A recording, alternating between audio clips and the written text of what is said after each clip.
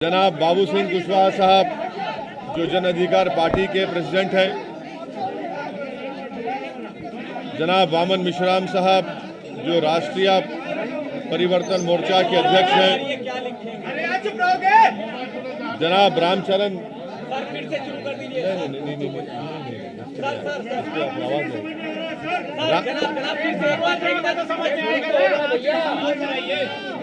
एक मिनट खामोश हो जाए भाई सब लोग।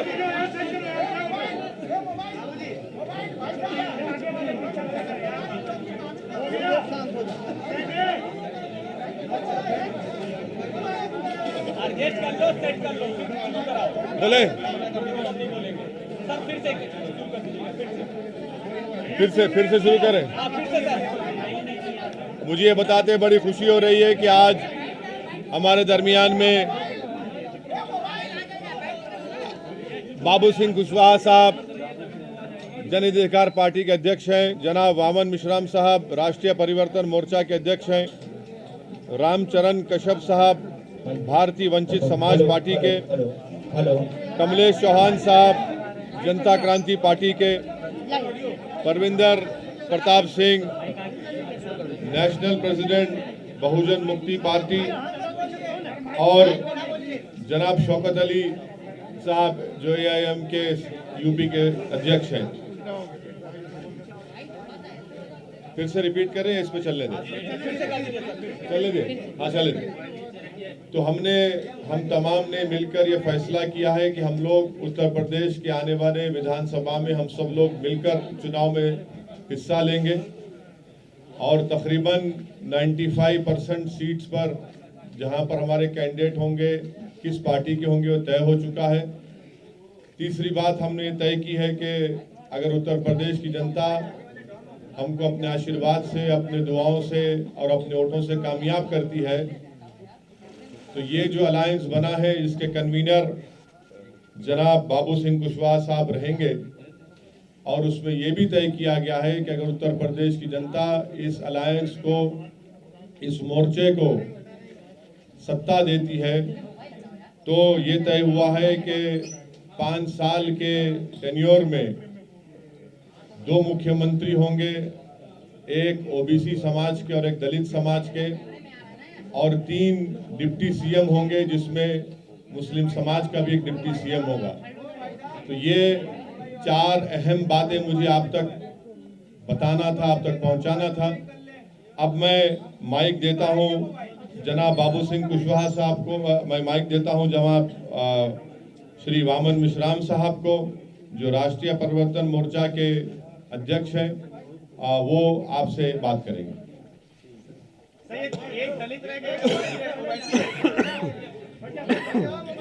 साथियों, आपको पूछने के लिए अवसर है। अभी हम अपनी बात आपके सामने रखते हैं, उसके बाद सवाल जवाब होगा। मैं केवल एक बात कहना चाहता हूं कि ये सारा गठबंधन जो है हम लोगों ने मिलकर किया, इसमें अभी जो महत्वपूर्ण 5-6 पार्टियां हैं और उसके साथ साथ और भी दल इसमें आ सकते हैं, इसके लिए अभी दरवाजे बंद नहीं है। तो एक तो ये बात है। दूसरी बात मैं कहना चाहता हूं कि इस गठबंधन के ऐलान होने के बाद बीजेपी और समाजवादी के बीच में जो लड़ाई हो रही है, अब बीजेपी और समाजवादी के बीच में लड़ाई नहीं होगी, बीजेपी और हमारे भागीदारी परिवर्तन मोर्चा के बीच में लड़ाई होगी। अब समाजवादी गठबंधन तीसरे नंबर पर चला जाएगा। आप सभी साथियों को नमस्कार। साथियों, अभी जनाब ओवैसी साहब ने और वामन मिश्राम साहब ने जो हम लोगों ने भागीदारी संकल्प मोर्चा भागीदारी परिवर्तन मोर्चा बनाया, उसके बारे में आपको जानकारी दी। हम लोगों ने 5 पार्टियों ने मिल करके अभी ये भागीदारी परिवर्तन मोर्चा बनाया है।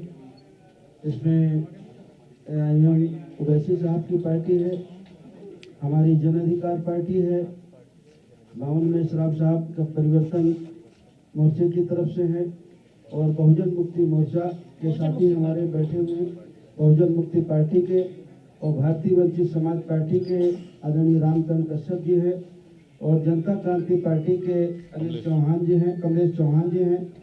इन लोगों ने मिल करके हम लोगों ने अभी इस मोर्चे को बनाया है और कुछ साथी और हमसे संपर्क में हैं, तो वो जल्दी हो 1-2 दिन में उनसे बात करके जो साथी हमसे जुड़ना चाहेंगे उनको हम अपने साथ जोड़ेंगे। हमारे जो मोर्चे का लक्ष्य है, जिस विचारधारा के साथ हम लोग चल रहे हैं, हम बाबा साहब अम्बेडकर को मानने वाले लोग हैं, संविधान को मानने वाले लोग हैं। हमारी वही विचारधारा है जो संविधान की चाहत है, जो संविधान की मंशा है। हम संविधानवादी लोग हैं। हमारा पहला नारा है कि जिसकी जितनी संख्या भारी उसकी उतनी हिस्सेदारी। हम लोग जाति जनगणना कराने के पक्ष में हैं। एक समान शिक्षा पद्धति, निःशुल्क शिक्षा और अनिवार्य शिक्षा। नई शिक्षा नीति के आड़ में जैसे पिछले साल कोरोना महामारी की जब शुरुआत हुई और 2 महीने सबको पूरे देश को बंद करके अंदर रखा गया, उस 2 महीने में जो 4-5 कानून बने, एक कृषि का कानून बना जिसको अभी वापस लिया गया, 1 साल किसान आंदोलन करते रहे।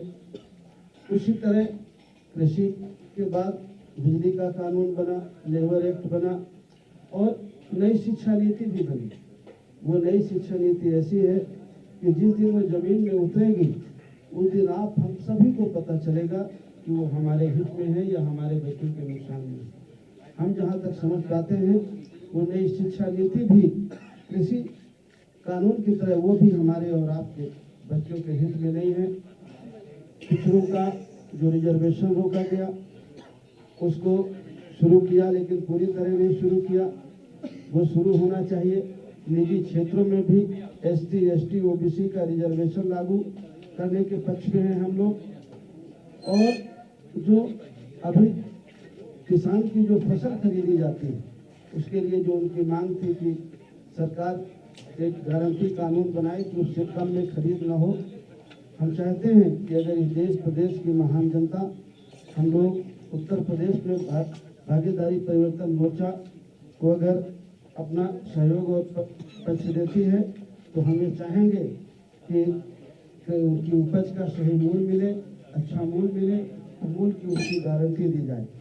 किसानों को खाद बीज सस्ता हो, सिंचाई किसानों के लिए फ्री हो, घरेलू बिजली गरीब और कमजोर की फ्री हो, किसानों के गन्ने का भुगतान हो, छोटे दुकानदार जो मझोले दुकानदार हैं और किसान हैं उनके जो कर्जे हैं वो माफ किए जाएं। कानून व्यवस्था की बहुत बड़ी बात है उत्तर प्रदेश में, चाहे वो समाजवादी पार्टी का शासन रहा हो, चाहे आज भारतीय जनता पार्टी का शासन हो, कानून व्यवस्था की स्थिति बहुत खराब है, बहुत दयनीय है। तो हम लोगों की चाहत है कि कानून व्यवस्था, अगर इस प्रदेश की जनता हमारे मोर्चे को सफलता देती है तो हमारी पहली प्राथमिकता होगी कि इस प्रदेश की कानून व्यवस्था सही की जाए, हमारी बहन बेटियों को सुरक्षा मिले, अन्य पिछड़े वर्गों को, SC, ST को, माइनॉरिटी के जो गरीब बच्चे हैं उनको जो स्कॉलरशिप है वो मिले। पुरानी पेंशन बहाली का एक मामला आया है। कुछ लोगों ने कहा है कि हम पुरानी पेंशन बहाल करेंगे, लेकिन इस बारे में मैं एक बात कहना चाहता हूँ। जब इस देश के प्रधानमंत्री माननीय अटल बिहारी वाजपेयी जी थे, उन्होंने पुरानी पेंशन को बंद कर दिया था। अब पेंशन नहीं दी जाएगी ऐसा उन्होंने कानून बनाया था। उस समय प्रदेश में समाजवादी पार्टी की सरकार थी और सबसे पहले अगर उस कानून को किसी ने माना तो उत्तर प्रदेश की सरकार ने माना। पिछली बार 5 साल समाजवादी पार्टी की सरकार रही, उन्होंने पुरानी पेंशन बहाल नहीं की। अभी भी बंगाल में पुरानी पेंशन लागू है। बहुत सारे प्रदेशों ने धीरे धीरे करके उस पेंशन को खत्म किया, लेकिन सबसे पहले अगर खत्म किया तो उत्तर प्रदेश की समाजवादी पार्टी ने खत्म किया। आज वो जरूर कहते हैं कि पुरानी पेंशन वो बहाल करेंगे, लेकिन वो करेंगे या नहीं करेंगे, लेकिन अगर इस मोर्चे को लोग सहयोग देते हैं, बहुमत देते हैं, तो ये मोर्चा जरूर पुरानी पेंशन को बहाल करेगा। ऐसे कुछ मुद्दों के साथ हम लोग चुनाव में जा रहे हैं। हमारे सीटों के बंटवारे में कोई विवाद नहीं है। लगभग 95% सीटों पर हम लोगों ने काम कर लिया है। कुछ लिस्टें हमारी जारी भी हो गई हैं। आने वाले 2-3 दिन में हमारी सारी लिस्टें जारी हो जाएंगी। यही कुछ बातें आपको जानकारी में देना था। ओवैसी जी, आप कहते थे कि मुसलमानों का मुख्यमंत्री उत्तर प्रदेश में होना चाहिए, लेकिन इस बार जो मुख्यमंत्री बनाएंगे उसमें एक भी मुसलमान नहीं रहेगा। कहाँ कहा था हमने? हमेशा से आप कहते रहे। हमने कहाँ कहा था बताइए, किसने कहा? हमने कहा था कि हिस्सेदारी की लड़ाई है और हमारे राष्ट्रीय स्पोक्स पर्सन आसिम अखार साहब ने ये कहा था कि डिप्टी सीएम एक मुसलमान होना चाहिए। वही कंसिस्टेंटली हम लोग कह रहे हैं। राष्ट्रीय उलमा काउंसिल की बात नहीं की, पीस पार्टी से ना नई बात की, अभी आपने वामन मिश्रा साहब से सुना कि दरवाजे खुले हैं। ठहरिए, वक्त इंतजार करिए, मालूम होगा। वीआईपी पार्टी भी आ रही है आपके साथ? वीआईपी पार्टी भी आ रही है क्या? आपने बहुत सारी कोशिश कवायद की, आप जो है आखिरी मौके पर जो इस साल के साथ आप आए हैं, ये विकल्पहीनता मजबूरी का गठबंधन है या पहले से आप इस पे काम कर रहे थे? ये मजबूरी का गठबंधन नहीं है। जिस विचारधारा के हम लोग हैं, हम लोग पिछले 4 महीने से पिछड़ा दलित अल्पसंख्यक भाईचारा बनाओ सम्मेलन पूरे प्रदेश में कर रहे हैं। आपको अच्छी तरह से जानकारी होगी, आप लोगों ने हमें दिखाया हो या ना दिखाया हो, लेकिन प्रदेश में अगर सबसे ज्यादा कार्यक्रम किसी पार्टी ने किए हैं तो जन अधिकार पार्टी ने किए। और हम सब लोगों ने एक दूसरे से सहयोग लेकर के पूरे प्रदेश में 4 महीने से चतुर्मासा में भी हम लोग नहीं बैठे, पिछड़ा दलित अल्पसंख्यक भाईचारा बनाओ सम्मेलन हम लोग कर रहे हैं। और जो हम कर रहे हैं, जिस विचार के आदमी हैं वो आपके सामने हम देख रहे हैं। देख लीजिए, पिछड़ा भी है, दलित भी है, अल्पसंख्यक भी है। इसमें से मुख्यमंत्री का चेहरा कौन होगा? क्योंकि भाजपा में तो सीएम योगी आदित्यनाथ है, सपा और आरएलडी के गठबंधन में अखिलेश यादव है, आपके गठबंधन में कौन मुख्यमंत्री का चेहरा है? देखिए, अब हमारे गठबंधन में अभी तो मुझे आप लोगों ने कहा है कि मैं संयोजक हूँ, बाकी अब आप लोग से पूछ लीजिए। अभी आप लोगों के सामने हम लोगों ने सलाह मशवरा करके घोषित करने के लिए ओवैसी साहब को कहा था और ओवैसी साहब ने घोषित किया कि इस गठबंधन के 2 मुख्यमंत्री 5 साल के टेन्योर में होंगे। एक पिछड़े वर्ग का होगा जो हमारे सामने बाबू सिंह जी है, और एक दलित का होगा यानी शेड्यूल कास्ट का होगा, उसका चेहरा घोषित किया जाएगा। और 3 डिप्टी सीएम होंगे, उसमें डिप्टी सीएम एक मुस्लिम होगा। बाकी 2 लोगों के नाम जो है वो 2-3 दिन के अंदर घोषित किए जाएंगे। एक मिनट अरे 2 मिनट। फिर उसके बाद में अभी और भी कई लोग हैं, जैसे भागीदारी मोर्चा बना था, आप लोगों को मालूम है, भागीदारी मोर्चा बनाया था, ओम प्रकाश जी ने बनाया था।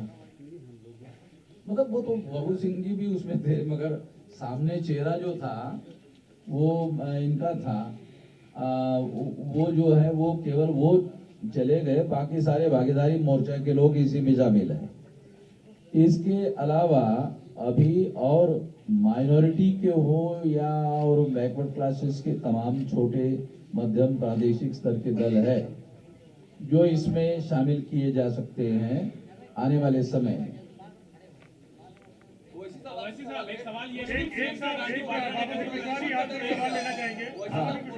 किसको पूछना है? मुझे पूछना है, एक सवाल आपसे लेना चाहेंगे। आपसे जी। एक सवाल ये है कि स्वामी प्रसाद मौर्य ने अभी एक बड़ा ही मन से भी घोषणा की, जिसके साथ हम जाते हैं वहाँ पे सरकार बनती, उसकी हम सरकार बनाते हैं। तो उन्होंने अपने आप को किंग मेकर घोषित कर दिया है चुनाव से पहले। आपको इसके क्या मायने दिखाई देते हैं? क्या आपको लगता है कि उनकी बात में दम है? नहीं, अगर वो कह रहे होंगे तो होंगे, अब उसमें हम क्या कह सकते हैं? वैसे ही इधर लेने सवाल सर, सीटों का कुछ फाइनलाइजेशन हुआ है? सीटों पे कुछ फाइनलाइजेशन हुआ है सर? हाँ, सीटों का हो गया। कितनी सीटों पर लड़ रहे हैं? 95 सीटों पर हमारा 95% सीटों पर सवाल हमारा सुन लीजिए पहले पूरा। एक मिनट सवाल तो सुन लीजिए पहले पूरा सर। कितनी सीटों पर लड़ रहे हैं, क्योंकि 403 पहले फेज की पोलिंग के लिए नामांकन खत्म हो चुका है।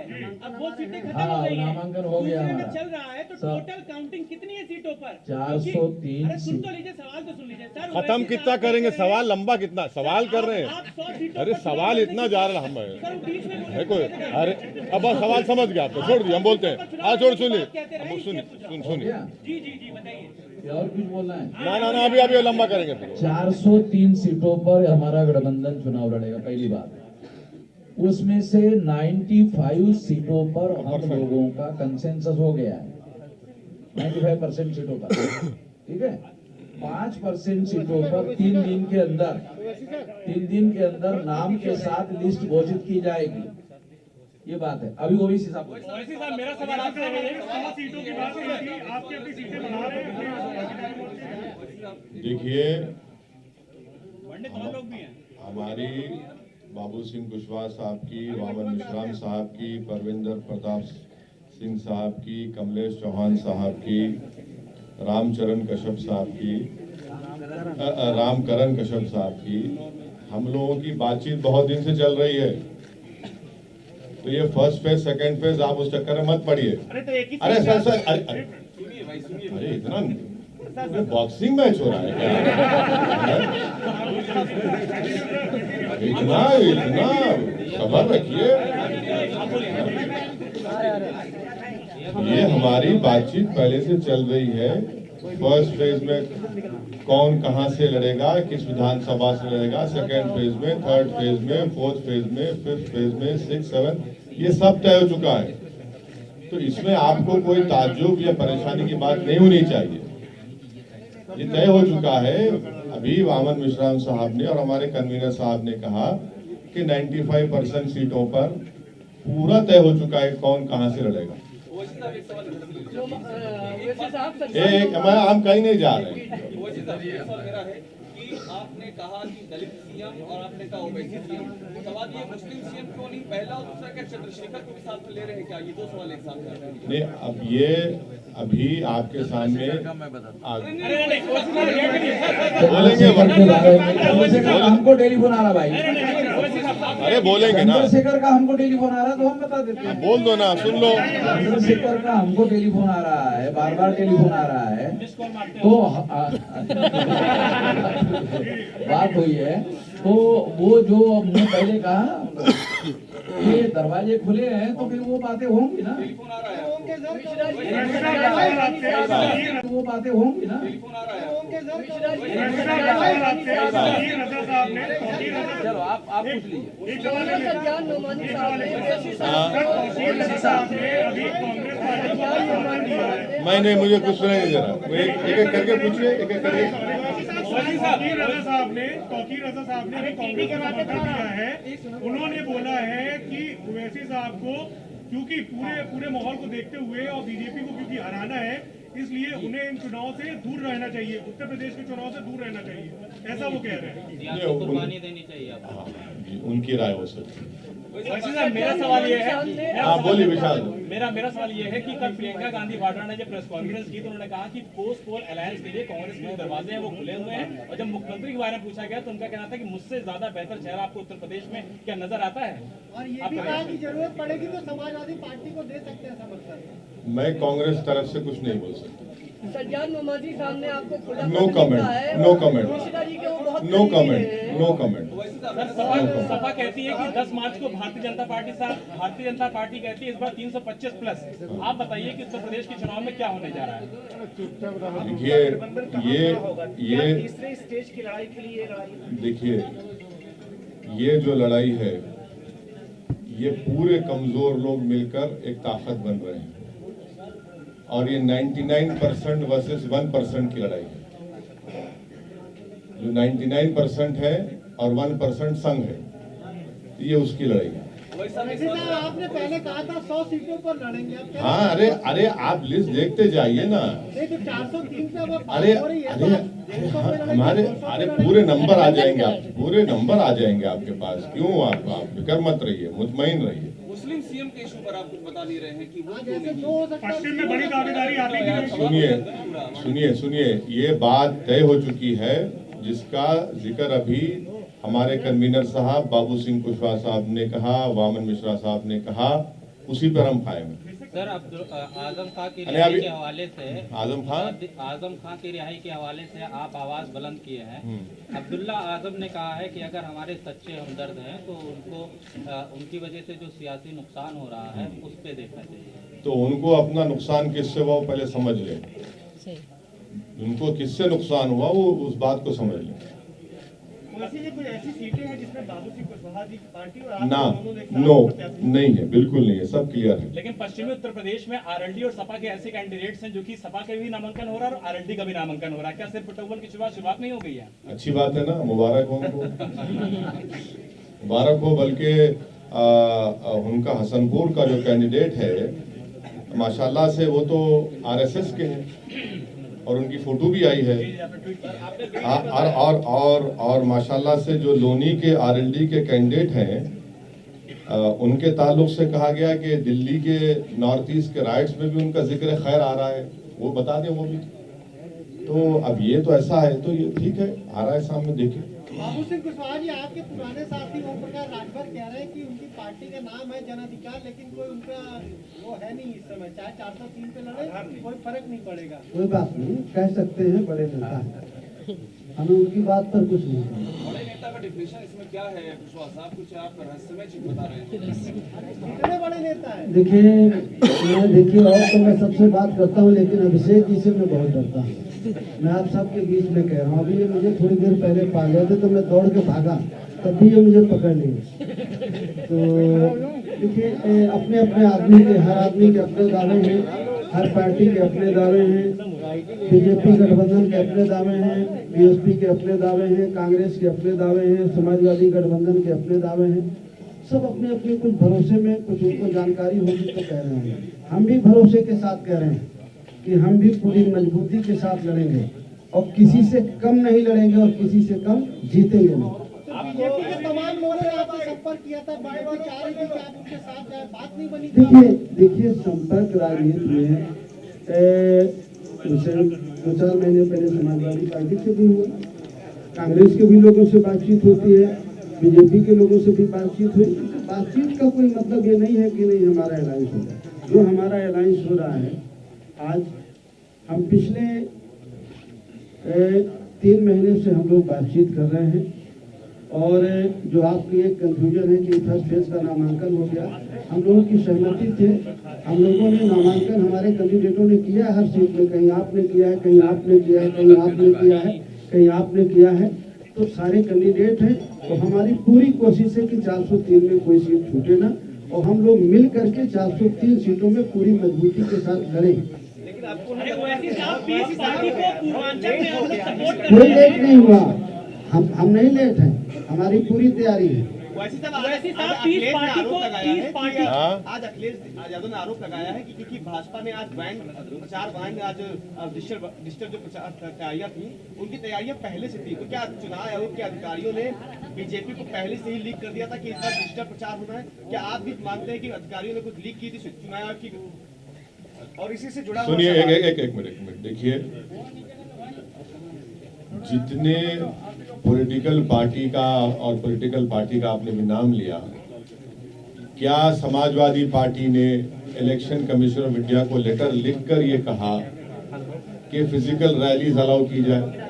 सिवाय हमारी पार्टी के किसी एक पॉलिटिकल पार्टी ने इलेक्शन कमीशन ऑफ इंडिया को लेटर नहीं लिखा। मैं शुक्रगुजार हूं इलेक्शन कमीशन ऑफ इंडिया के चीफ इलेक्शन कमिश्नर का कि हमारी उनसे नोटिफिकेशन आने के 2 दिन के अंदर वो हमसे फ़ोन पर बात किए। हमने उनसे रिक्वेस्ट किया कि सर आप कम से कम एक पॉलिटिकल पार्टी को एक विधानसभा में 500 लोगों के साथ फिजिकल रैली करने की इजाज़त दीजिए, पूरा कोविड नॉर्म्स को फॉलो करते हुए। और फिर हमने यही बात को चीफ इलेक्शन कमिश्नर को लिखकर भी दिया। हमने कहा कि फ्री एंड फेयर इलेक्शन का मतलब यह है कि सबको एक लेवल प्लेइंग फील्ड मिले। तो आपको भी लिख कर देना चाहिए था, आपने क्यों लिख कर नहीं दिया? हमने तो लिख कर दिया है और हमको यकीन है कि इलेक्शन कमिश्नर उस पर गौर करेंगे और उस पर एक फैसला लेंगे। अब जब किसी पॉलिटिकल पार्टी को फिजिकल रैली की और पदयात्रा की परमिशन नहीं है तो फिर हमको जो कर सकते हैं वो करना पड़ेगा ताकि हमारा मैसेज, हमारा पैगाम जनता तक पहुंच सके। नहीं है, मगर हमारे तालुका शिवपाल यादव साहब से पर्सनली हैं और रहेंगे इंशाल्लाह। आज बीजेपी ने चुनावी रथ निकाला है, करीब सैकड़ों, जिसमें पोस्टर लगे हैं, एलईडी लगी हुई है। आपकी निगाह में चुनाव आचार संहिता का उल्लंघन है? अगर वो परमिशन नहीं लिए हैं ईसीआई से तो जाहिर एक्शन लेना चाहिए। अगर परमिशन लिए, मुझे नहीं मालूम, लिए नहीं। सर, इलेक्शन कमीशन ने जिस तरीके से कहा कि वर्चुअल रैली होगी, ऐसे में छोटी पार्टियां जिनके पास संसाधन नहीं है उस लेवल पे, वो क्या अपने मतदाताओं तक अपनी बात पहुंचाएंगे? उसका तरीका क्या होगा? और क्या आप इलेक्शन कमीशन से फंड की का रिकमेंड करेंगे छोटी पार्टियां? इलेक्शन कमीशन से फंड करने का तो वो तो एक नया कानून बनाना पड़ेगा, वो अभी पॉसिबल नहीं है। मगर अब जो भी है, जिस तरह से है, उसको हमको देख के आगे बढ़ने की जरूरत है। एक सवाल ये है कि मुजफ्फरनगर में अभी तक की जो सपा आरएलडी की लिस्ट आई है उसमें कोई भी मुस्लिम कैंडिडेट नहीं है। क्या मुजफ्फरनगर दंगों में जो चीजें हुई थी उसको अब भरपाई करने की, मैनेज करने की कोशिश की जा रही है ताकि मुस्लिम कैंडिडेट ना हो वहाँ पे सामने? मेरा मानना यह है कि एक बहुत ही सोफिस्टिकेटेड तरीके से वहाँ पर अल्पसंख्यक समाज की पॉलिटिकल वॉइस को दबाने की कोशिश हो रही है। ईवीएम से सर कैसे लड़ा जाए? हाँ, ईवीएम का जो सवाल है उस पर क्या कहें? आपको शक है? सभी को है, बहुत सारे आपको है? अच्छा। नमस्कार, मैं हूं मानक गुप्ता। अगर आपको हमारा ये वीडियो पसंद आया हो तो इसे लाइक और शेयर जरूर करें और हाँ, हमें सब्सक्राइब और फॉलो करना ना भूलें ताकि आप देश और दुनिया की कोई खबर मिस ना करें। तो जुड़े रहिए हमारे साथ और देखते रहिए न्यूज़ 24।